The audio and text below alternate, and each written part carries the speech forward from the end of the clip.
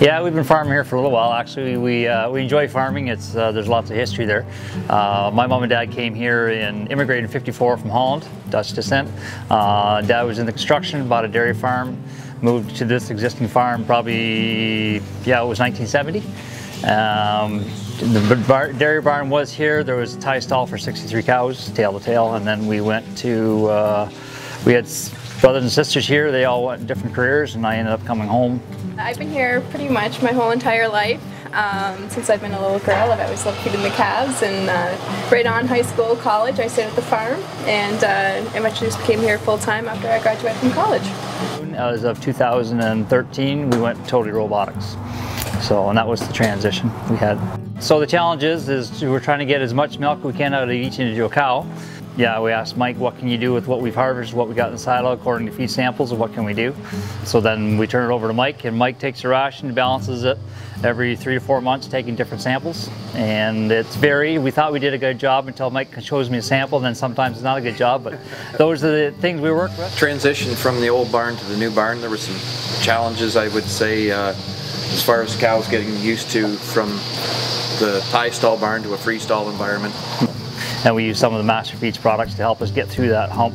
So we're up to 33, 34 liters, 4%, 3.5 tests. So those are the kind of numbers we're looking for. We got there, but the challenge is to stay there, and that's where Mike comes in, is trying to keep us there where we need to be.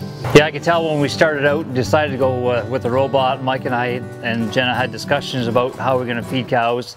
So what we did on the transition, we used the dairy pellet to get the cows through the robot, and it was palatable enough and they went for it. So once you brought them through once or twice, they knew they were going to get that small percentage of pellet, and that really helped out on the transition, that we could get those cows through looking for a very palatable pellet that would bring them back looking for that. That was that R2D2. That's the, yes, correct, yes. One of the challenges was, how do we glycol these fresh cows? We know that the active, it's called Activate.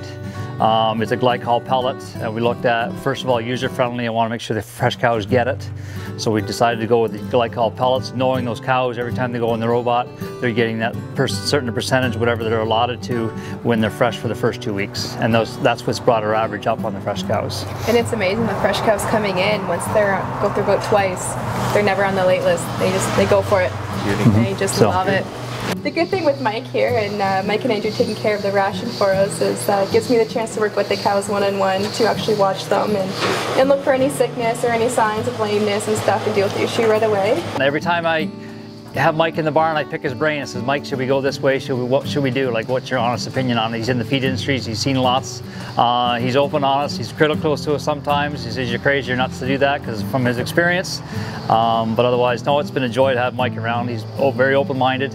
It's been about 17 years we've been working together on the farm. Yeah, 15 to 17 years anyways. So I've enjoyed working with you guys over the years. It just seems that that you're kind of cutting edge technology, always wanting to move forward. It's been a lot of fun over the years, and I've really enjoyed our history together and look forward to the future as well.